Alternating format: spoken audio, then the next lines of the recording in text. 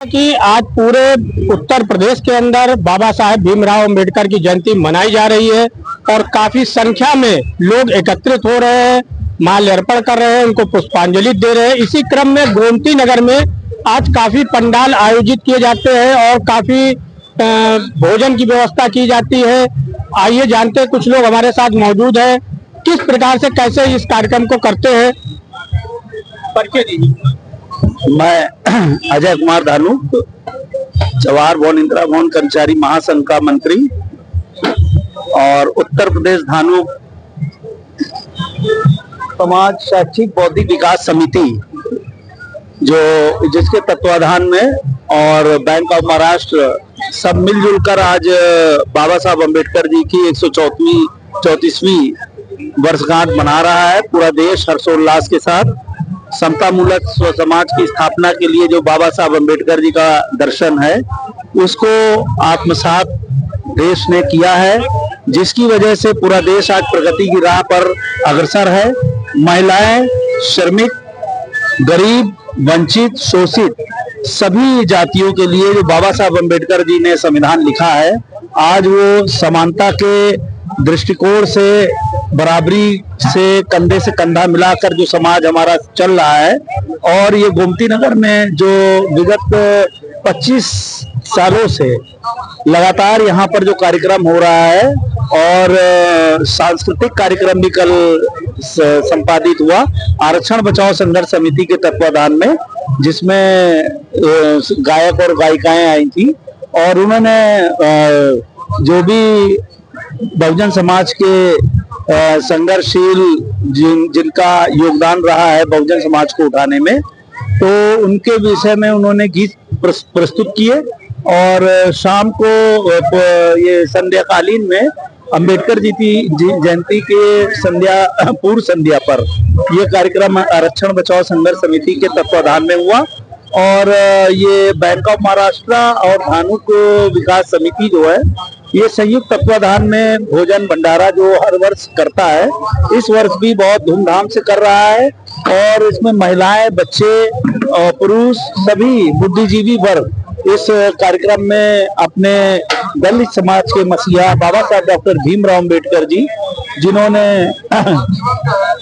बुद्ध धर्म ग्रहण किया था, और इनके जो गुरु थे वो कबीर साहब और ज्योतिबा फुले साहब, जिनकी विचारधारा पे चल के अंबेडकर साहब ने जो ये संविधान की रचना रची और जिससे समता मूलक समाज की स्थापना हुई। आज संविधान की वजह से ही हमारा देश आगे निरंतर आर्थिक क्षेत्र में हो, राजनीतिक क्षेत्र में हो, विदेश नीति हो, बाबा साहब ने हर क्षेत्र में अपना मार्गदर्शन दिया, क्योंकि उनके पास तमाम विदेशों की डिग्रियां थी। अब एक चीज और जानना चाहेंगे कि जैसा कि आज संविधान दिवस के उपलक्ष्य में और बाबा साहब की जयंती के उपलक्ष्य में आज हजरतगंज में संजय निषाद जी के द्वारा वहां पर एक नया संविधान लेकर के माल्यार्पण किया गया। जो बदलाव संविधान में हो रहे हैं उसको लेकर आप क्या कहना चाहेंगे? हम केवल बाबा साहब अम्बेडकर जी के ही संविधान को मानते हैं, उनके लिखे हुए संविधान को मानते हैं। बाकी कौन क्या लिख रहा है, क्या नहीं लिख रहा है, इनसे हमको कोई सरोकार नहीं है। हमें अपना मूल संविधान बाबा साहब अम्बेडकर जी का ही लिखा संविधान चाहिए, जिसमें गरीब, गुरबा, वंचित, शोषित, दलित, बहुजन समाज जो आज भी प्रगति की राह पर अग्रसर है उनके संविधान से, और शिक्षा और सामाजिक जितना भी चिंतन है वो सब संविधान के अनुच्छेदों में लिखा हुआ है। अगर सरकारें वही संविधान को सही से लागू करने तो कोई नए संविधान की जरूरत नहीं है। हमें कोई नया संविधान नहीं चाहिए, हमें अपना मूल संविधान जो अम्बेडकर जी का संविधान है, हम उसी पर कायम है और उसी को ही हम आगे आने। सरकारें आती जाती रहती है, हमें सरकारों से कोई मतलब नहीं है। हमारी जो विचारधारा है वो अम्बेडकर जी की विचारधारा है और अम्बेडकर साहब का ही मूल संविधान हमको चाहिए। ये अम्बेडकर जी का अगर हम लोगों ने नमक खाया है, आज उनकी वजह से आज हम लोग सरकारी नौकरियों में हैं, आज अच्छी शिक्षा ग्रहण कर रहे हैं, जो आज हमको सम्मान मिलता है दफ्तरों में और शासकीय कार्यालयों में और कहीं भी जाते हैं शान से सूट बूट के साथ, वो बाबा साहब की ही देन है। और किसी की देन नहीं है। इसलिए मैं चाहता हूं देशवासियों को कि हर कीमत पे हमें संविधान की रक्षा करके अंबेडकर जी के 134वें जन्म दिवस पर यही असली शुभकामना हो।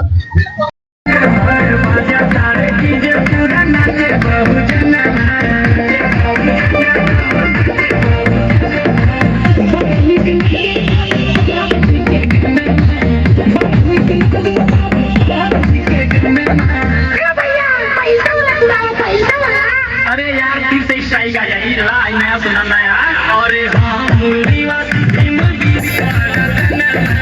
तो जैसा कि आपने देखा कि बहुजन समाज के लोगों के द्वारा ये कहा जा रहा है कि जो नया संविधान बनाया गया है वो सरकारें आती जाती रहेंगी, लेकिन जो बाबा साहब के द्वारा जो संविधान बनाया गया था अगर उसे पूरी तरह से लागू कर दिया जाए तो काफी बदलाव देखने को मिलेगा। इस प्रकार की न्यूज के लिए बने रहें प्राइम भारत न्यूज पर।